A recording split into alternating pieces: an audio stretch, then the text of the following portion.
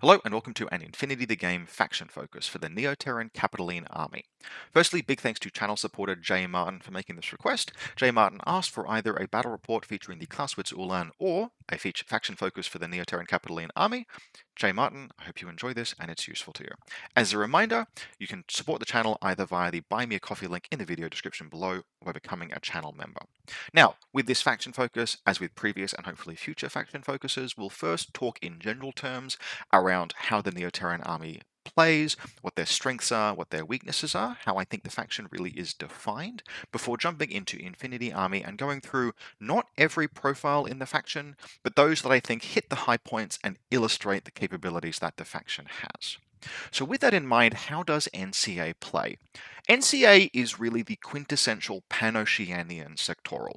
Most other Pan-Oceanian sectorals will take the Pano idea, which we'll cover in a second, and then flex it in some way. So for example, Shock Army might be considered Pano but with lots of camouflage, Svalaheimer is Pano but with close assault, etc. The Neoterran Capitaline army is Pan-Oceania pure and simple. And what that means is that their plan is a firepower game plan. The Neoterran Capitaline army is what they're planning to do with the game is bring overwhelming and superior firepower, win the firepower dominance battle so that their opponent is suppressed, forced to keep their heads down, not contest NCA's movement up the field, and then NCA uses that freedom of movement to accomplish the mission, whatever it is that the mission might require of them, occupying territory, pressing buttons, etc. NCA is aiming to do that uncontested by their opponent's big guns. Now, this does flow on into kind of the broad Pan-Oceanian game plan and challenge. So every Pano army really needs to start by answering two consecutive questions. The first question they need to answer is, how do I force my opponent to keep their heads down? How do I win the firepower battle? Because I have to. And the second question is, once I have won the firepower battle, what do I do next? And so, for example, an army like Svalaheimer answers that question with high quality, close assault in reasonable numbers.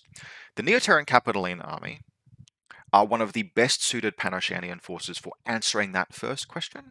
And then the second question, I would say, until very recently, they perhaps struggled with. But there have been, really in particular, one recent addition to the faction that has fundamentally changed their answer to the question of how do I do the mission once the enemy is suppressed.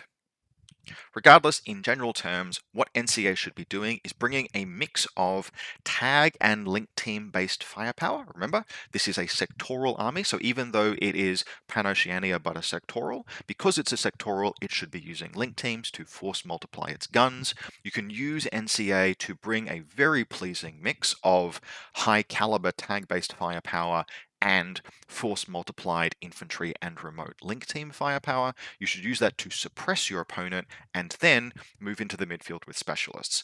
And although it is, Neoterran specialist bonuses actually can be quite capable, this faction in particular expects to have a good mix of engineers and hackers to press buttons, which means you can actually bring specialist bonuses to quite a lot of missions. You will still have the full Pan-Oceanian willpower experience. Although technically there is at least one Whip 15 specialist available to NCA, in practice you are almost always going to be rolling at Whip 12, but you should have lots of orders to do so. Now, what NCA can expect to struggle with is close assault into a hacking network or really heavy asymmetric defense.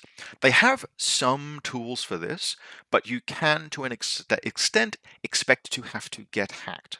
Fortunately, there are a bunch of things you can do to manage and to mitigate this, so it is not, for NCA more than almost any other Pan-Oceanian faction, the end of the world. To give a very simple example, if an Oxbot gets hacked in the process of flaming a Masai Moran to death, that's not really a problem.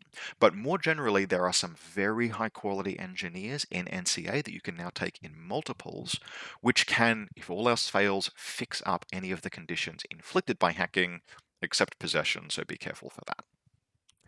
I actually began Infinity playing NCA, and so they are a faction that is very near and dear to my heart.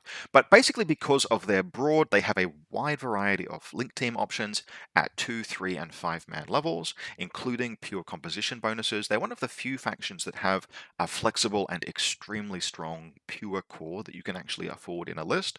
They have a great mix of tags. Every tag, to a greater or lesser extent, in NCA is viable, and they have tags across both Silhouette 6 and Silhouette 8. They have plenty of orders, a nice defense, and they are direct. They're a very good faction to start with if you want the Pan-Oceanian experience, although of course, as with all Pan-Oceanian experiences, that means no smoke. You'll get that when you get to a different faction.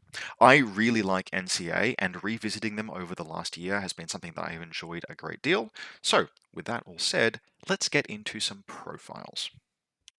Now, the first unit we're going to be looking at is also going to be the only unlinkable unit we'll be looking at for a good like 10 or more entries, and that is the Humble Auxilia. The Auxilia are one of my favorite units in all of Infinity.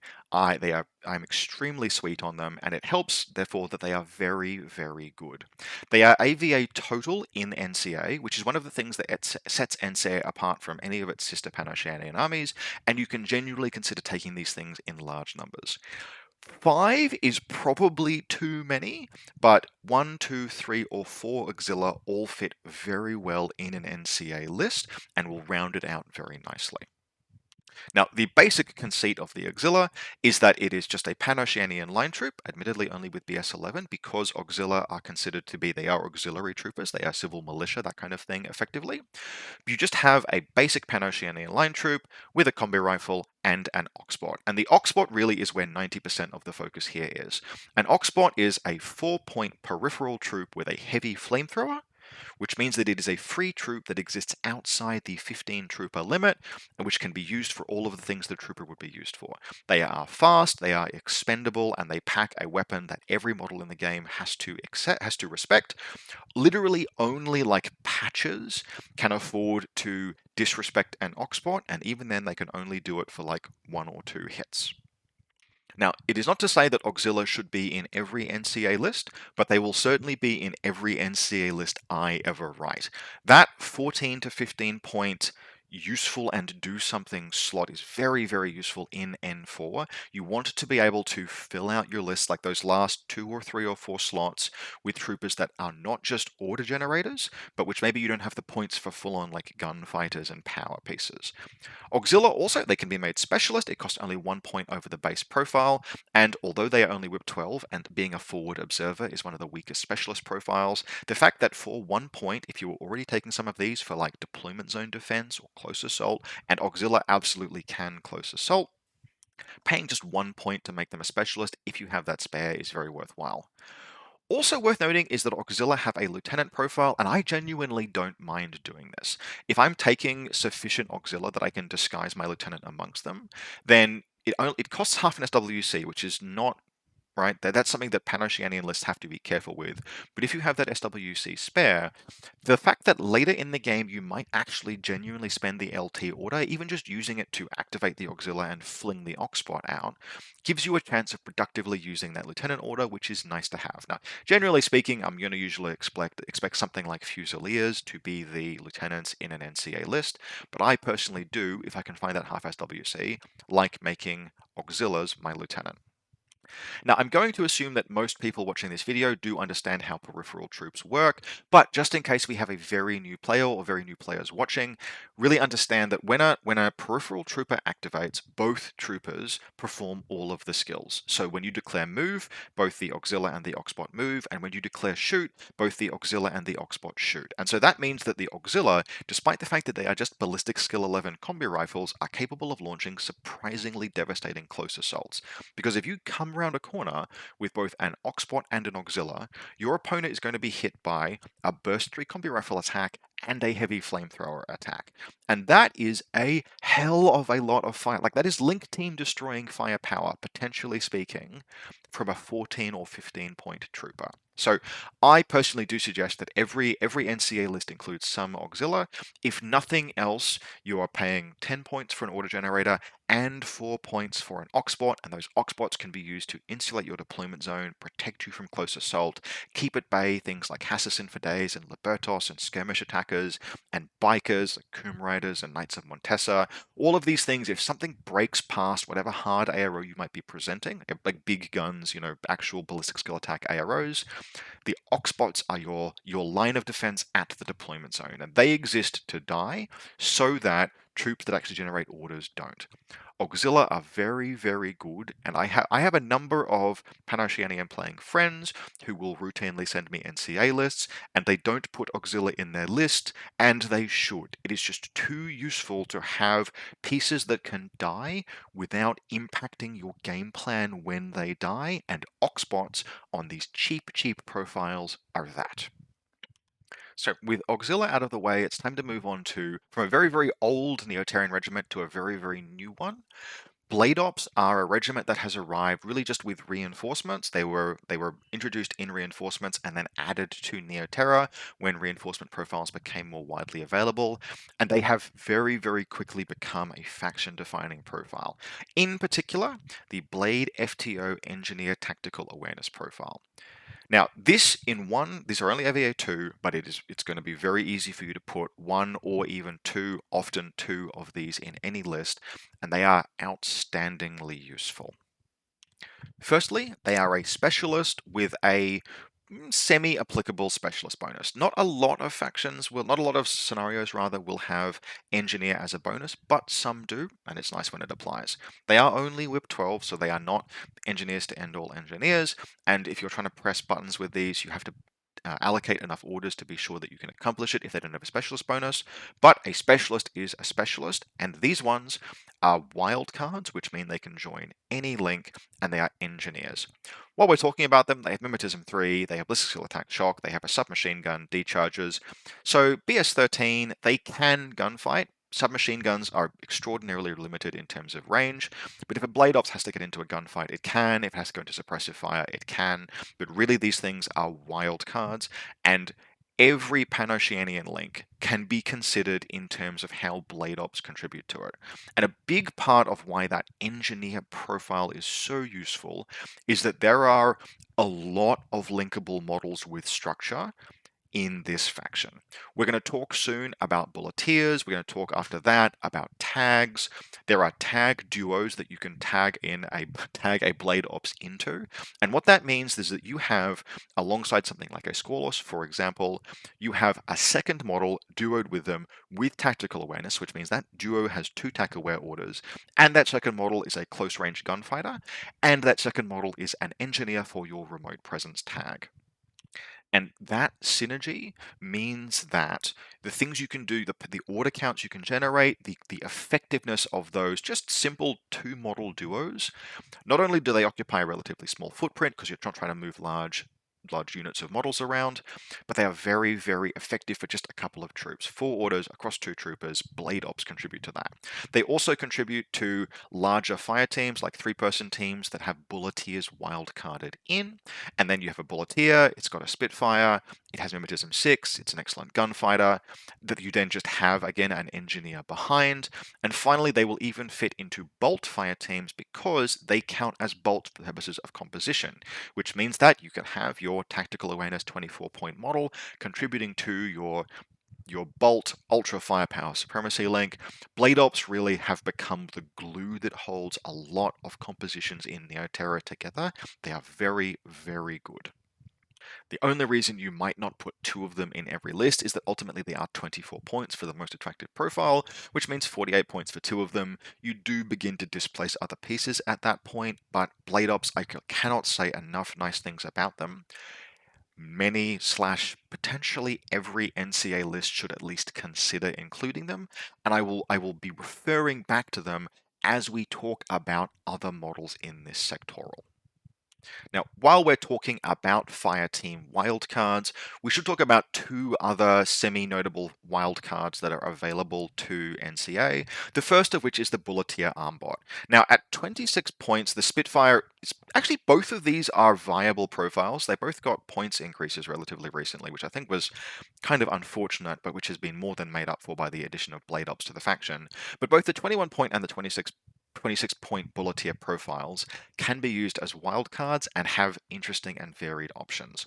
You might add the heavy shotgun bulletier as a point person to a link that otherwise includes an infantry big gun. So for example, we'll talk about bolts at some point in future. Bolts have very high ballistic skill and marksmanship. You might have a bolt providing overwatch, while a bulletier provides close assault. But my personal favorite is to have a bulletier Spitfire. It's ballistic skill 12. It'll be burst 5 in a 3-person Harris with a blade ops behind it and then some specialists stapled to it. You can do anything as little as like a Fusilier Hacker. Fusilier Hacker, bulletier armbot Spitfire, and a blade ops is a very affordable 3-person Harris, and you combine in that 2 specialists, attack aware order, a 24-inch range M6 gunfighter, a much closer range, so when the Spitfire closes in, you've got the blade ops for close assault, and you even have a repeater plus a hacker in the same fire team. Now, bulletiers are not necessarily a unit that should be in every single NCA list, and I really, like 2 or 3 or 4 months ago, I would have considered them much less than I do now.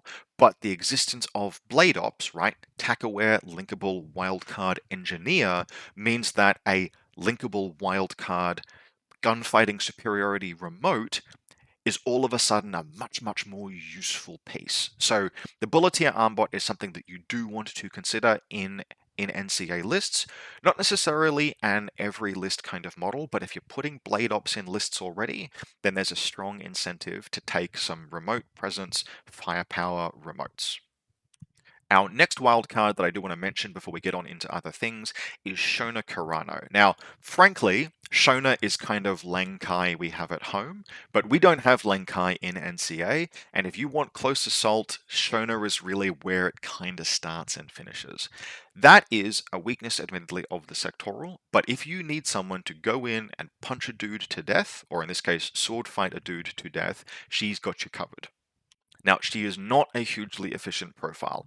A lot of pieces like Shona Carano would have Impetuous in some capacity, which would significantly reduce her cost, and that's one of the main things that differentiates her from Lankai. Lankai is considerably cheaper, but he ain't here and she is. She's not going to beat a fight against a natural born warrior martial artist, but she will basically fight comfortably into almost anything else. And in terms of damage, she will really, really hit hard if she connects. With the martial arts level 4, Phys 14, extra damage, and armor piercing and explosive, she is rolling something like, I want to say, 3 damage 18 armor piercing hits per attack that connects. That can one-shot even tags. Now, frankly, that level of damage is kind of superfluous because once she's in combat, you can probably spend the extra orders just to kill something to death with any kind of lesser weapon. But the fact that she will basically one-shot anything that she hits, up to and including she threatens one-shotting an Avatar, to be perfectly frank, or a Yotum, is nice. You can gunfight with her if you have to. She often will be part of a link, but really what you're going to be doing with her is slapping her into, usually you'll put her in a smaller link team because she will break the composition bonuses of any link that she joins. So put her in a 3-person team that you expect to have to move into the midfield. You can relatively comfortable, right? Phys 14, she'll dodge on 17s thanks to dodge plus 3. You can dodge crazy koalas, get into close combat with Masai Morans, just for example, kill them, and then be spotlit and hope that the blade ops engineer nearby cleans that spotlight off before the missiles begin landing in the Nomad player's turn. Ultimately, she is not a piece that I would necessarily put in every list, but sometimes, like you have to make the meta assessment. What are you going to be playing against? Who are your likely opponents? Sometimes you need a piece like her, and she is the piece that exists to fulfill her role in NCA. She's not hugely points efficient. She has failure state. She's not shock immune, for example, so that no wound incapacitation can kind of fail if she fails to dodge against a mine, but she is useful to know about, and you should be aware that she exists, because sometimes you need a piece like her in a game like this. Now, those are our wild cards spoken for, and at this point I have to decide between talking about tags and talking about links. We're going to split the difference, and we're going to start by talking about linkable tags, because NCO has those and they are very good. So there are 2 linkable tag profiles in Neoterran Capataline army, or linkable tags. There are the Squalos and the Squalos Mark II. And basically, if it wasn't clear from the name, Squalos, they are the bigger boys, and Squalos Mark II are the smaller boys. Actually, that's not hugely clear from the name, because Mark II doesn't really imply that. So there are big Squalos and there are small Squalos. The original Squalos, the Squalos Regiment, Panoceanian Armored Heavy Cavalry Lancers, are just basically they are the most quintessential Panoceanian tag imaginable, which means that they have ballistic skill 15 and remote presence and won't break the bank. You can pay anything from 75 to 79 points. They have profiles that include multi-heavy machine guns, and grenade launchers +1 damage, NCOs, and lieutenants. Now, any of these profiles might find a place in an NCA list. The Squallow Lieutenant is one that I would previously have taken more than I would do these days. And so thinking about like Lieutenant tag profiles, I quite like Lieutenant tag profiles, even though, yes, they're susceptible to Oblivion, Possession. Oblivion is actually the worst of the two, and there isn't realistically Chain of Command in this faction unless you are running like a pure bolt core that wants to pay for the chain of command bolt, in which case actually you have chain of command in this faction, but a pure bolt core has a solid chance of displacing something like a Squalos. But you could reasonably take a Squalos Lieutenant and then pure bolt core and just pad the rest of the list out as best you can. That would be quite viable. But the main reason why these days I wouldn't drift towards a Lieutenant tag is that you can duo Squalos and you're going to be duoing them with Blade Ops. And because you can duo them with Blade Ops, spending Lieutenant order without the NCO skill is basically will break the link. Not the end of the world by any stretch of the imagination, but something to know. Otherwise, something that sets Squalos apart from other Panoceanian tags is that rather than the classic heavy flamethrower for close range engagements, they have a multi-pistol. Now this is only burst 2, but remember that these guys are ballistic skill 15, and so having a weapon that you can round the corner and shoot on 18s with is well worth considering. It means you can be a little more vulnerable to close assault by CC elements, since you can't just like point the flamethrower at them and force them to dodge, but it makes your attacks at short range a little bit better. Now, in terms of my pick of these profiles, apart from really only taking the LT if I was also running Chain of Command, I think any of them are viable, but I have a personal soft spot for the Grenade Launcher +1 damage profile. I've spoken about this in sort of previous videos where I talk about how I think Varuna is a natural fit for grenade launchers. I think Neoterra is probably slightly less so because with Varuna, the grenade launchers interact with the Helot defense that you're running in a way that is quite complementary. But having Specfire solves problems, and because you are unlikely to run into the problem of a hard ARO piece that you can't dislodge because you're Pano, and in this context we're talking about taking a Ballistic Skill 15 tag, grenade launchers sometimes will solve problems that you otherwise can't. So the dug-in Masai Moran on a rooftop, the enemy that is just totally null deployed that you don't want to cross the table and deal with. It can be very useful, and there is no additional SWC cost for taking that grenade launcher. It costs you all of 2 points. That is very worthwhile if you can find the points. Now, the NCO profile I am a bit less sweet on, just because NCO is a very expensive skill. 4 points is as much as TAC-aware costs, and it begins to basically, those points begin to accumulate very quickly. 75 points for this tag is very attractive. 79 points, even with NCO, begins to make the cost proposition a little more challenging, particularly given that we're stapling a 24-point engineer to it, and we're already going to have 2 TAC-aware orders for this duo. But if you like NCOs, if you like being able to spend the LT order that way, it's well worth doing so. Really, for me, it's the second SW, so the 2 SWC that the NCO costs, in addition to the 79 points, starts to make it kind of awkward. So my personal recommendation is the grenade launcher profile if you have the points, and just the baseline HMG if you don't. But a Squalos Panoceanian Armored Cavalry Heavy Lancer is a quintessential tag that is doable with a piece that perfectly supports it, and therefore has a place in many Neoterran lists. Complementing the Squalos Mark 1, we have the Squalos Mark 2, which is really just a Squalos but small.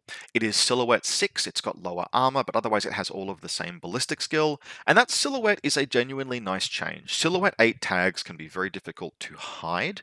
Obviously the extra armor is excellent, but sometimes there is no substitute for being able to put yourself in a position where your opponent just cannot see you or shoot you. And that is where the Squalos Mark 2 is particularly useful. You need to make that call again. What is your local meta like? What are your tables like? Is it common for your tables to have places where you can hide tags? If not, give serious consideration to the Scoreless Mark II. The other difference, like the really other big difference between the Scoreless Mark II and the Scoreless Mark I, is in cost and armament. So the Scoreless Mark II is a much lighter tag. It is therefore, typically speaking, much cheaper.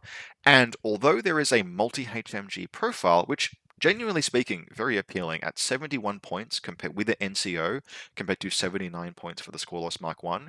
Losing those 2 points of armor hurts, but this is otherwise all of the same firepower and the NCO order with higher burst on the multi-pistol in close assault for a full 8 points cheaper. If you want an NCO tag, this is where I would be going, not least because it's also only 1.5 rather than 2 SWC. Otherwise, we again see the grenade launcher profile present here, although it is worth noting that the grenade launcher Scoreless only has a generic HMG.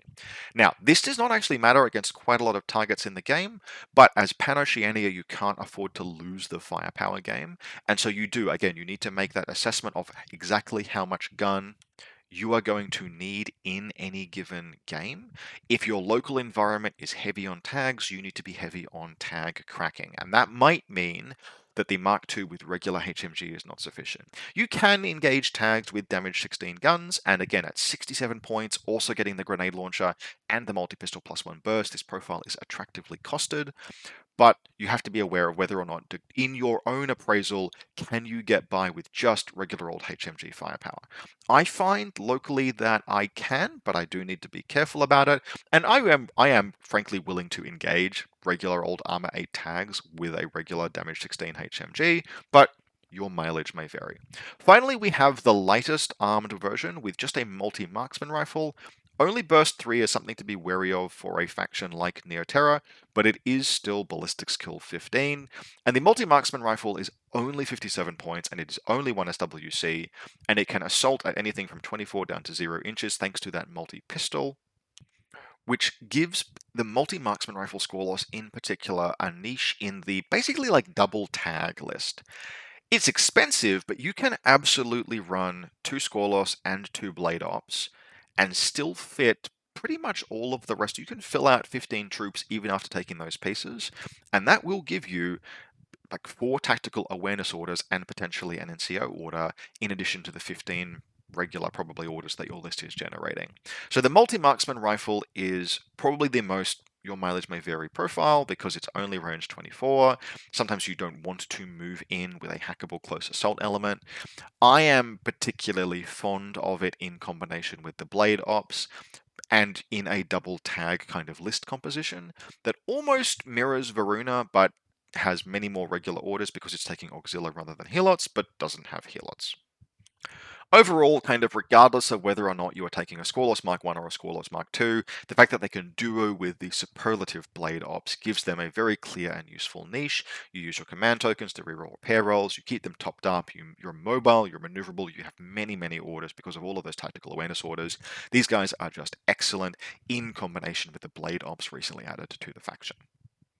Now, because this is a Pan-Oceanian sectoral, we are going to touch on every tag available, even if I think really the next 2 tags we have to talk about are considerably more niche.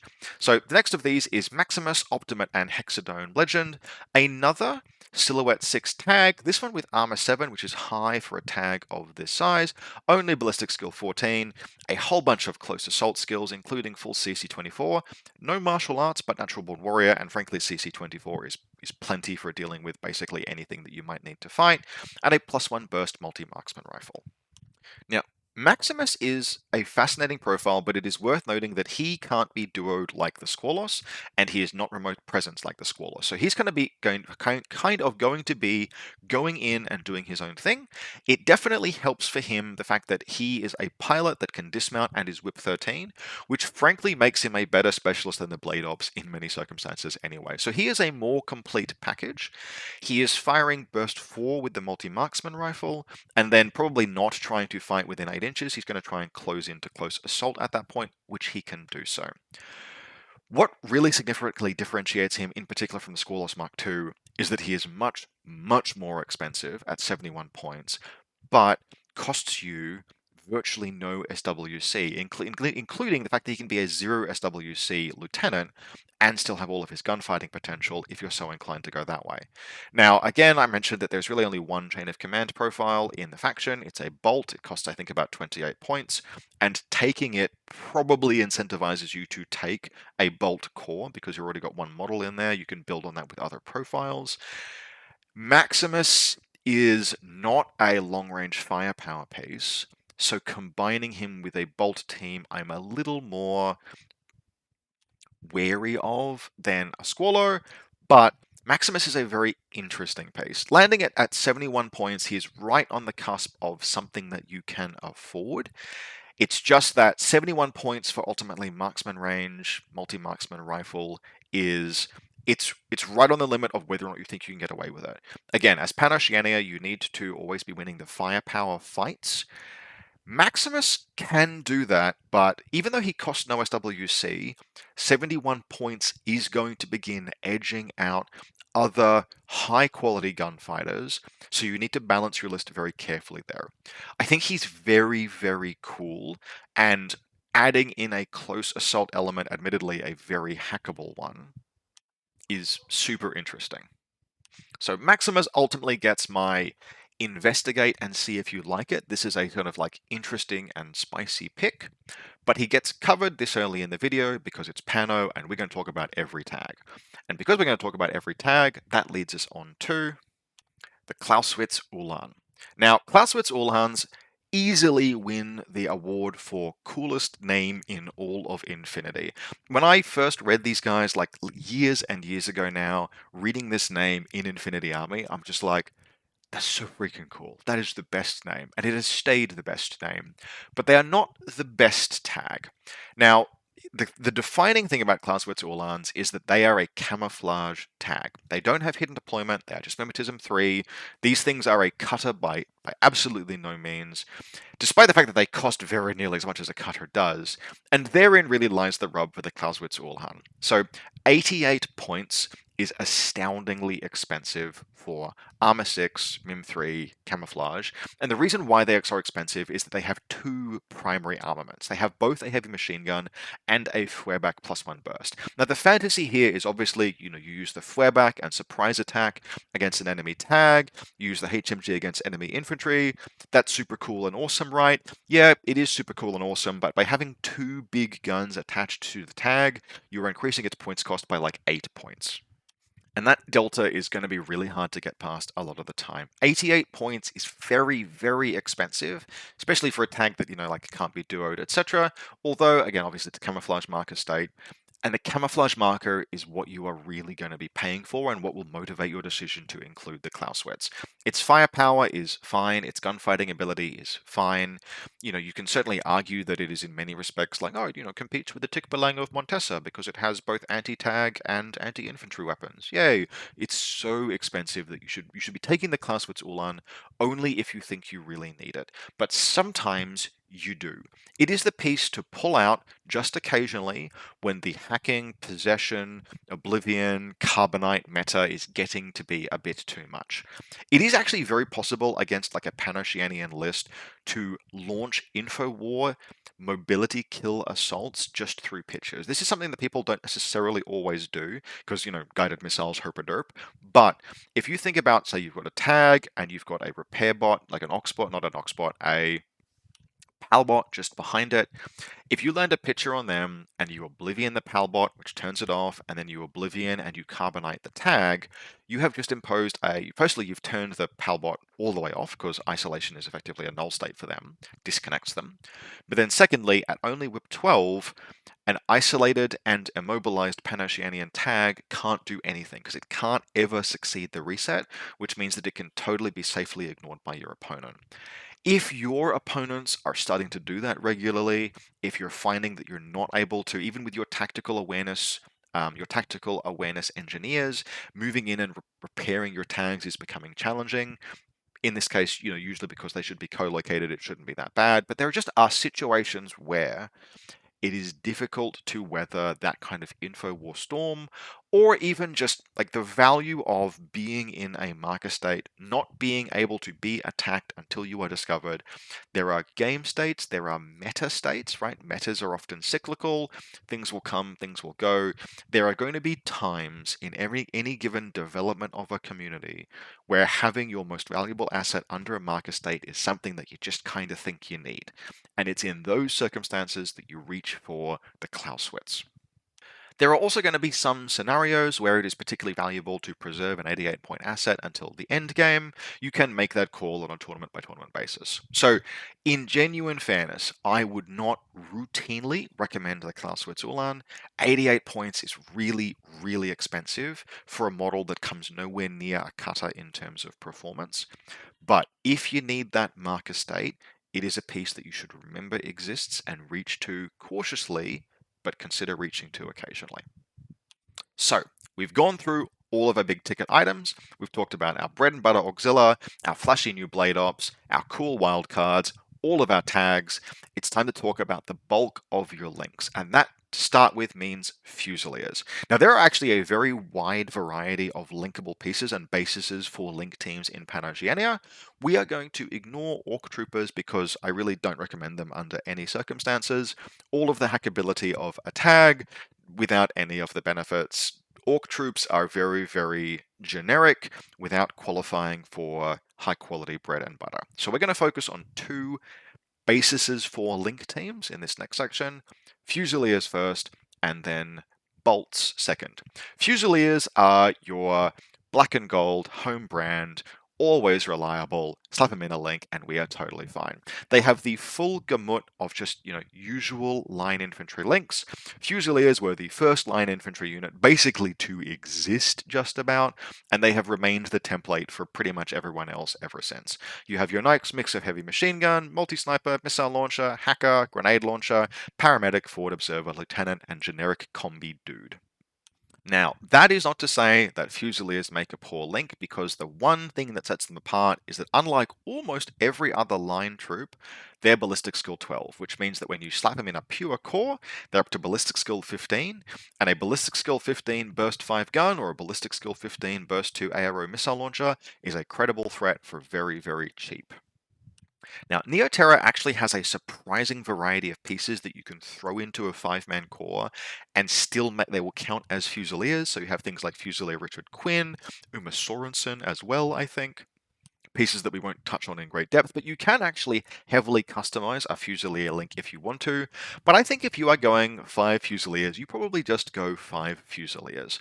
Moving around 5-man cores is difficult and challenging, but you can build a cheap firepower base that then lets you take plenty of flashy toys, all of those tags and blade ops that we mentioned, like stuff like that, Shona Carano in a 3-person team, whatever. There is nothing wrong with 5 or 6 Fusiliers set up to be a static and defensive firebase, and a home to place your lieutenant. That has been the classic gold standard for years and years and years. It fell off briefly during the beginning of N4 Link Melange period, where like everything had every wild card, and Fusiliers served as a vehicle for making other things better. But in this day and age, time of recording 2024, March, a pure Fusilier core is totally fine and serviceable. The heavy machine gun really is like a backup weapon for the rest of your army's bigger guns, but it's gonna be up to ballistic skill 15 burst 5, and it only costs 18 points, and it only costs 1 SWC. And 1 SWC in particular means that you can squeeze it into a list when you might not fit a full 1.5 SWC gun. Very worthwhile. The other things that really are very worth considering for Fusilier applicability is as the basis for a 3-person team. So Fusiliers can form a valid Haris or core, which means that you can have teams of 1 Fusilier and a Blade Ops and a Bulletier Spitfire, just for example. You make that Fusilier into a specialist, your choice of which kind, could be a hacker, could be a paramedic, probably won't be a forward observer, usually you'd go paramedic or hacker, and you have 2 specialists, a short-range gunfighter, a long-range gunfighter, and that link is being held together and made legal by one of the cheapest possible selections in your army. Yes, it's the Blade Ops and the Bulletier that are going to be doing almost all of the heavy lifting, but For all that it is only whip 12, usually a 15-point hacker is not the worst thing to have in the world, just to make opponent tags and HI links respect your threat. And as long as the link has been formed, don't leave that Fusilier hacker as the link leader, because if he dies to a Trinity, and like any old hacker walking into that repeater network might kill him with Trinity, if he dies while he's the link leader, the link will break. But if he dies while the Bulletier is the link leader, that Blade Bulletier duo can continue and go and function just fine. So Fusiliers, one Fusilier, very useful as the basis for a 3-person Haris team, 5 Fusiliers with a huge variety of wildcards that keep the link considered pure for composition bonuses, CSUs, blockers, Quinn, etc. All of those pieces you can flex that link if you want to, but realistically, I think you maybe add some CSUs. That's totally fine. Get some shotguns and some cheap specialists in there. But broadly, the 5-person Fusilier team probably stays more or less 5 Fusiliers.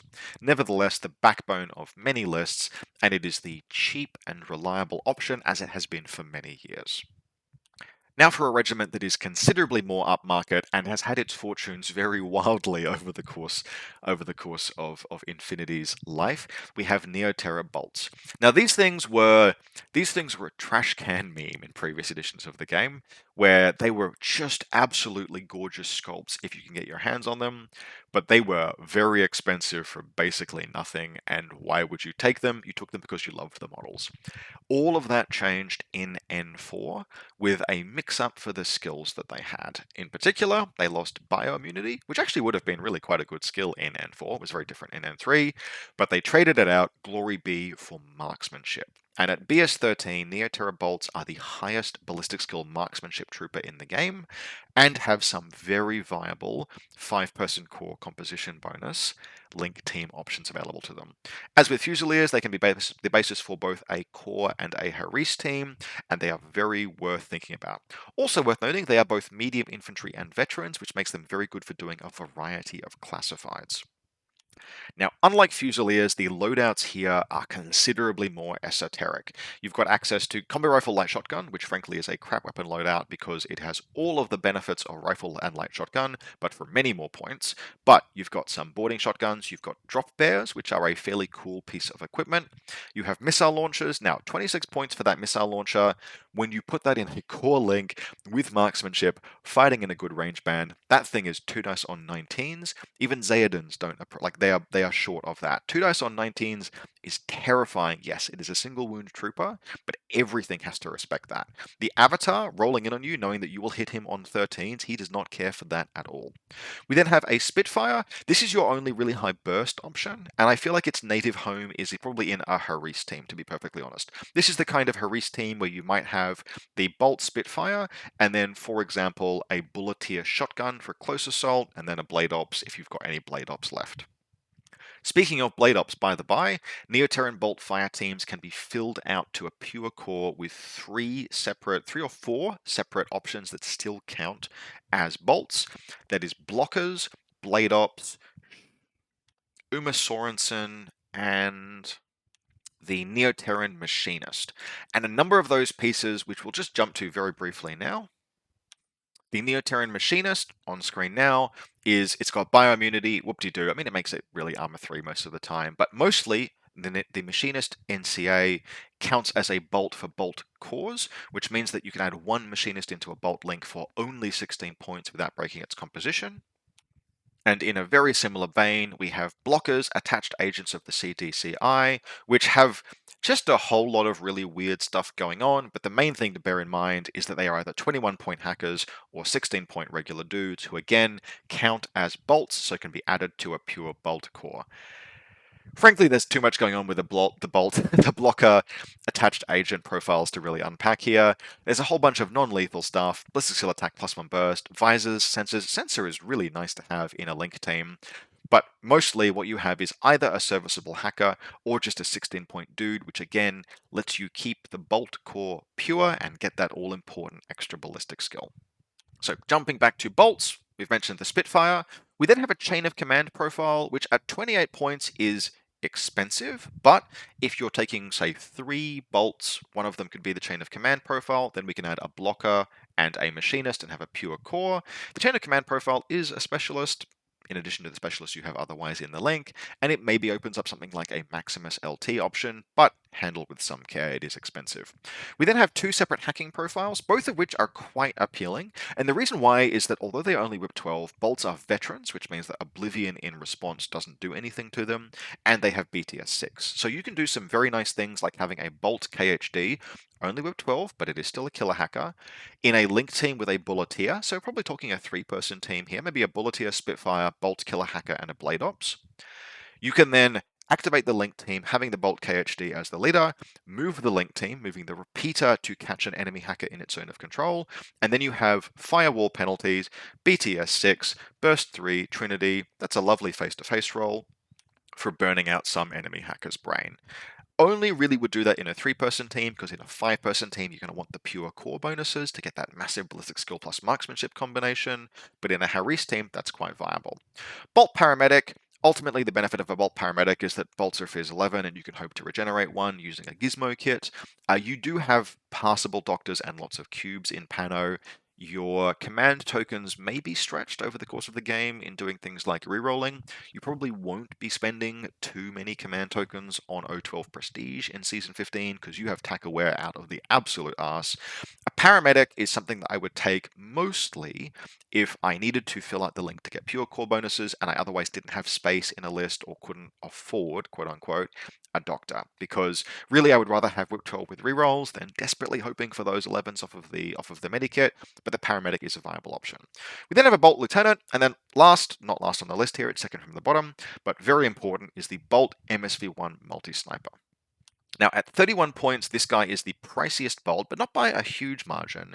And this really is the high watermark of high watermark single wound firepower in basically the entire game. This model can be rolling 3 dice on 19s, ignoring the first 3 points of mimetism, which is just an astoundingly good face-to-face roll. There is nothing in the, I guess theoretically an albedo model on round 1, but like there is nothing in the game that does not have to respect the Bolt Multi-Sniper as an attack option, except for something that has its head so far down it can't possibly be seen. This is a very, very dangerous firepower piece. It's just that it's single wound, so you have to manage things accordingly. Bolts being shock immune is nice in this case. You can potentially reconstitute a link, but you are going to have to benefit your command tokens will have to be used to reform the link. You're going to have to like if you're using a doctor, you'll be re-rolling, etc. You can there are failure states with this piece. If some random Libertos runs up on you and points the shotgun at you and hits them with a template and you haven't insulated yourself with Oxbots, you can just lose this boy, and that is a real sad moment. But in terms of sheer high watermark active turn firepower, the Bolt MSV1 multi-sniper in a core link is it. It is the high watermark in what you can do with a single wound trooper, and it is something that in many Neoterran lists will be possibly your scariest gun. So just for a bit of a worked example of what a Bolt Link team might look like, you can do something like Bolt MSV1 Multi-Sniper, Bolt Spitfire, Blade Ops FTO Engineer, Blocker, Machinist NCA Bioimmunity Veteran. That is 114 points, so about a third of your list's available points and about a third of its available troop slots, and you get in that list one very big gun, one relatively big gun, 2 specialists at a quite reasonable cost. Now, this is actually not necessarily a link team that I would suggest using in practice, because it's sort of splitting its focus a little bit. You probably are more likely to want to have to think about what it is that your bolt link actually does. This contemplates both fighting at range and moving forward and has sort of one gun for each, but I suspect that in practice you want this kind of link to be a bit more focused. But this is an example of how you could hypothetically build a bolt link. Again, my suggestion is refine this down, but you want to be using these wildcards that still count as bolts to force multiply your bolt big guns, etc. Bolts are much more expensive than Fusiliers. Even the wildcards, obviously, are more expensive than Fusiliers, but sheer high quality, high watermark, very solid. We have perhaps 10 minutes left to round things out, so we'll finish this video off by talking about a few pieces that maybe don't fall into the defining strength of the faction, but have in the past and may do so again.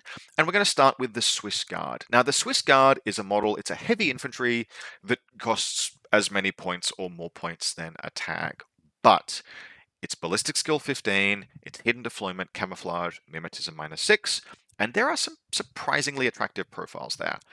There is really nothing wrong with a ballistic skill 15 Mim 6 HMG. 62 points is eye-watering, but once upon a time when all you had to do was kill enemy Fusilier links, this was the best model in the game for doing it. And depending on how your local meta is feeling at any given time, it may be so again. The Hacker is a very interesting profile. I wish it was faster. 6.2 would be wonderful, but it is BTS 6, it is Whip 13, and that multi-rifle can still absolutely threaten things, although paying 61 points for a multi-rifle does kind of hurt. The most interesting profile, overwhelmingly, is the Swiss missile launcher, Swissile if you like. This thing costs as much as 2 Noctivas, but it is just absolutely terrifying if you can fit it into a list. A ballistic skill 15, hidden deployment, armor 5, BTS 6, 2 wound ARO piece.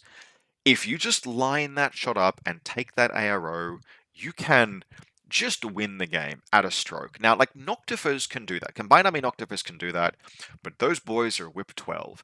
And if you, like, every Combined Army player who has ever played a Noctifer knows the pain of rolling that single D20 and being like, oh yeah, there's the 16, or the 17, or the 18.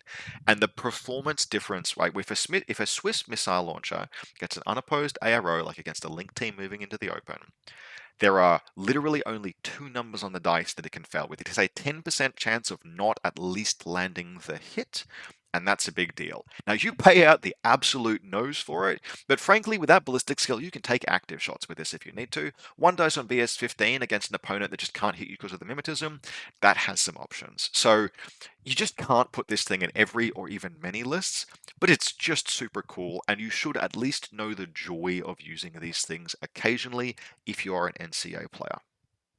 Also on the list of things to consider is the Auxilia Guard. Much cheaper, much more affordable, but still very expensive. The Auxilia is the MSV to the Swiss's mimetism. So only armor 4, not 5, still BTS 6, and still all importantly ballistic skill 15. It has the multispectral visor level 3 piece of equipment. Now, there are a few pieces to bear in mind here, but really the two that are most important, right, is the heavy machine gun and the FTO multi-marksman rifle. The heavy machine gun is kind of a niche piece of kit in the sense that it's not a Charontid in Combined Army. You don't have smoke out the absolute arse to take smoke shooting against any target that you want, but you are playing Pan-Oceania. Every now and again, you're going to have an opponent that is going to try and defeat you with things like, 6 Delami on rooftops. Having a model that can discover shoot with no chance of failure whatsoever is highly valuable. And so again, much like, say, the Clausewitz Ulan, much like the way that the Ulan is a meta pick, where sometimes you just need that to solve certain problems that are emergent in your local community, the Auxilia Guard can be the same. Sometimes there is no substitute for not having to roll discover to blow out pieces that your opponent is using as AROs, whether those are Ariadne, Mimetism, Camouflage, Cataran Snipers, or Hackislam Dalami, like whatever the kind of piece might be, if it is coming into Prevalence, you have a clean solution that will take those pieces down, suppress them just absolutely cleanly, and let you move on and play the game. Now, a bit more niche, but a piece that I am convinced has some potential, is the FDO Specialist Operative Multi-Marksman Rifle. I don't think there is any other MSV3 linkable model in the game, and even just going up to Burst 4 makes the multi-marksman rifle considerably more appealing, and the damn thing is still BS15. In a 5-person team, it can be BS16. I can't imagine supporting it with anything other than Fusiliers, and I can't imagine aggressively moving Fusiliers into the link team, into the midfield, rather. But there has to be some kind of a play that uses this guy. 52 points is not affordable, is not unaffordable, and at 0 WC you can have plenty of other big guns going on in a list. And at a 5-person core, this dude is MSV3, Burst 4, BS 16. That genuinely threatens certain tags with the AP rounds, only damage 13. Marksman rifles only go so far, but it's also a specialist. It is an interesting piece that is worth considering, even if, again, I think it is a niche pick that you take in response to certain meta environments. Our next and probably second to last niche pick is the Hexa Strategic Security Division. In particular, realistically, the Hexa Multi-Sniper. The other pieces you can theoretically make some use of. They have Mimetism 6, they can gunfight. Yes, the Spitfire, 29 points, maybe it will shoot something. Probably, if you want to do that, just take a Bulleteer and put it in a link team. But the Multi-Sniper Rifle is you can't afford a Swiss Guard, but you want your opponents to have some fear in them. 30 points is not hugely appealing for this. Again, if we want to compare it to something like a Noctifer, for only 2 points more, the Noctifer gets Dogged and a missile launcher, which has blowout potential in ARO. But the multi-sniper can fight in active turn. That combination of range and mimetism and surprise can enable it to even win face-to-face rolls against things like tags. And although using a burst 2 weapon to try and put a tag down is a miserable experience, if you have sufficient orders, it can be done. The Hexa is an ideal piece to put in something like Combat Group 2, where just having like an ARO and firepower option to confound your opponent and appear out of nowhere has some genuine merit. It is only really going to be a sometimes food, but look, you just can't afford a Swiss missile launcher in every, or frankly, you can't afford it like often at all. The Hexa fits into the we can afford this sometimes, and it's good to be able to freak your opponent out, force them to be conservative. It opens up, like once your opponent has been made to respect the Hexa, it opens up other list builds that you can then leverage that use the fear of the Hexa. Again, only a sometimes food, but something that is fun to play and worth using occasionally. Finally, on the list of pieces that, frankly, I would not play in Neoterra often at all, but which are kind of cool, is the Deva functionaries. Now, these things have kind of bloated profiles, and there are just an absolute ton of options that you can pick here. But the ones that I think are probably most worth considering are it's a bit of a meme pick, but the Lieutenant. It comes with a Davabot if you'd like it to. 27 points for just an LT, particularly a highly telegraphed LT, is very expensive, but Whip 15 is Whip 15. And in the same vein, Whip 15 can mean Whip 15 hackers. So you can have either a hacking device or a killer hacker or both at 28 or 26 points respectively. Those are, look, frankly, those things cost as much as bolt hackers, and they have a colossal whip. 15 is very high for a hacker, and they have no wound incapacitation, which means that any engagement with enemy killer hackers has at least a little bit of crumple zone before they go down. Now, Davas are not linkable in any capacity in Neoterra. You are just running them solo, which means you have to provide repeaters for them elsewhere. And frankly, I find that I just really can't fit them in lists often. But if you want to spice your list construction up and you are doing things like taking bulleteers and blade operators, which means that you have repeaters moving forward, or you want to be able to defend with hackers, putting some Dava functionaries into a link could be an interesting thing to explore. I think ultimately that just at those points costs, they are just slightly too difficult to fit in when there are things that you really have to put into a Pan-Oceanian list because you have to win the gunfights. And because you have to win the gunfights, your list building starts with all of the tools that you need for that, which means that luxury pieces can be surprisingly difficult to include because your luxury pieces are all being spent on guns. But with that limitation, as a piece that can be fun and interesting to explore, Dava functionaries are at least worth keeping in back of mind. Now, there are plenty of other pieces that are in Neoterra that are worth mentioning that I haven't. Things like, for example, Peacemakers, which are classic to Pan-Oceania, admittedly a bit expensive these days. The various wildcards I haven't touched on. Ada Swanson, who is a piece that I hate to take, but who has genuine merit in Neoterra. But this has been the high points, my personal take, what I feel are the defining natures and strengths of Neoterran Capataline Army as a sectoral. As I mentioned, they're very near and dear to my heart. I started the game with Neoterra, and I will always return to them at least occasionally, and again, going back to them in 2023 and 2024 has been very enjoyable.